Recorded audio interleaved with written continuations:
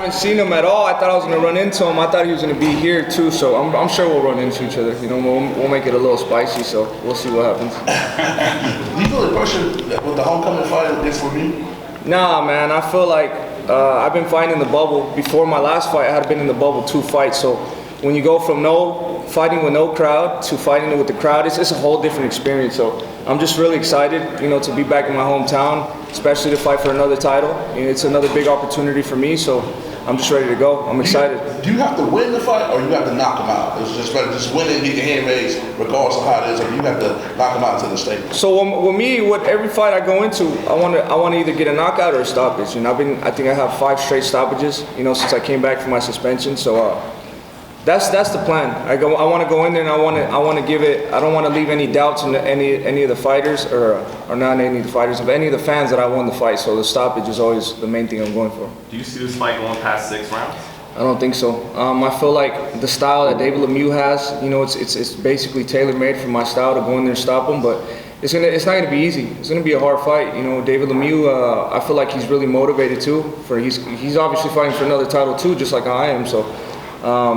He's a big puncher. I think with the big punches, the last thing to go is the power. So I'm going in there and I'm looking forward to it. It's gonna be a fun fight. You know, since the Angulo fight, like these guys have been increasingly just putting the handcuffs on. Like they're just shelling up and not trying to exchange. Do you think that's gonna be the case with Lemieux? And has that been tough to get, not the stoppage, but that knockout?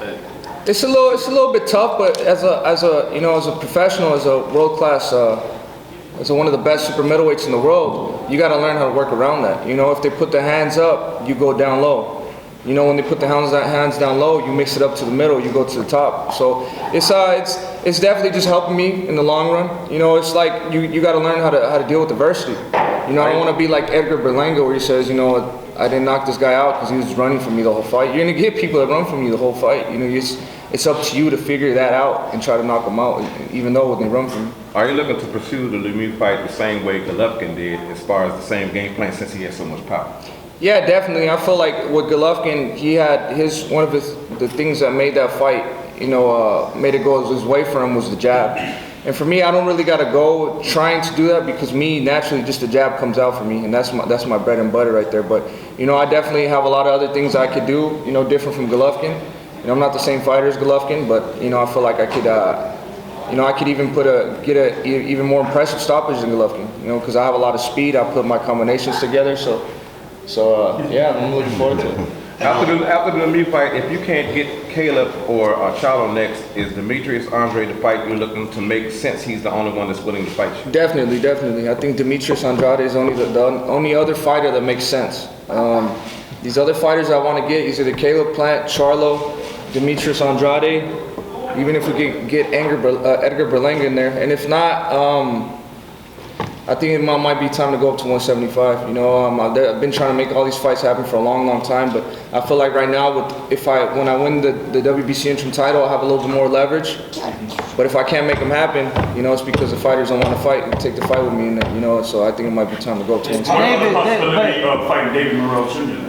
That would be a great fight too. So there's a lot of good fights on the table. So if we could get any of those fights, those would be the fights I would love to get. You know, but like I said, if I can't get any of those fights, then I might go up to 175. David, is there any truth to Samson saying that just to get into talks with Boo Boo, they need at least a $7 million offer? No, it's not true at all. It's not true at all. I feel like if I want to get the fights, I want to sacrifice a little bit less money to get the opportunity to get my name out there, then that's what's going to happen. Everything comes to me and my dad first. You know, if we decline the fight, because we're not, you know, it comes from us. You know, I'm not going to say, oh, if I don't get $8 million, I'm not going to take that fight. I've never even made $8 million, you know, and why would I decline a fight with Boo Boo Andrade?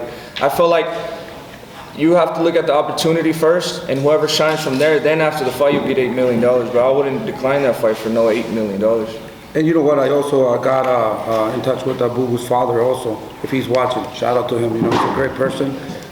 He told me that this is the last fight, and they're gonna be free agents. So we are working on that fight, me and his father right now, and try to make it happen. You know, they said that they're willing to make that fight, so we're excited. Hopefully that fight could come up next. Now, Jose, we're talking about the thing there with Paul Andrade, and he pretty much like gives you and David Benavidez the same respect as far as like, you know, that's like a fight that they're, you know, entertaining, but they just give y'all so much Of love. course, you know, nobody wants to fight for Bubu Andrade. You know, he's a slick fighter. Everybody says that he's a terrible fighter. He's not a terrible fighter. He's a dangerous fighter. That's why nobody wants to face him. We're willing to take that challenge. I think David can stop him, you know. We have to work on closing the angles and cut the ring off and attacking that body, you know. He has to move around and find a way to beat David also. I think that's a great fight for both of them in order to go to the next level. Hey David, would you rather fight Andrade after you guys force Canelo to vacate the titles than fight in a unification, or you don't care about it and you'd rather fight now, just unifying the interim title? I don't care. I feel like whatever fight comes first.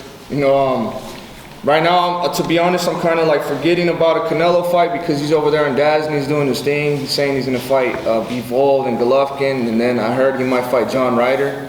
You know, so like I said, I feel like I got to take this route and fight everybody over here, and then at the end of the day, that's gonna give me more experience that I need, because at the end of the day, Canelo, he's where he's at because he has the experience.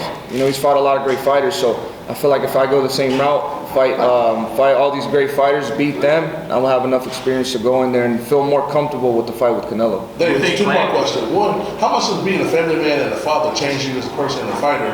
And you have to get that Canelo fight before his career is over. Is that guy, you gonna chase him now before he hangs him up? You gonna see him?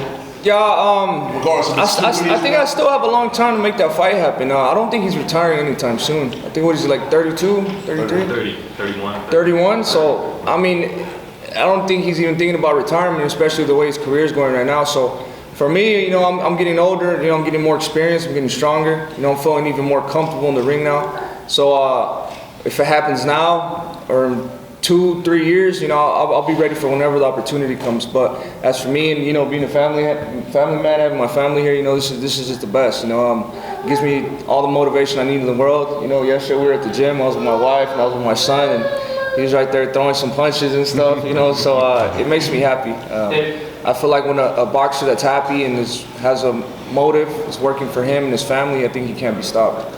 Let me ask you, David. You know, I know you brought up a lot of names in this interview as far as the guys that you'd like to fight at 168.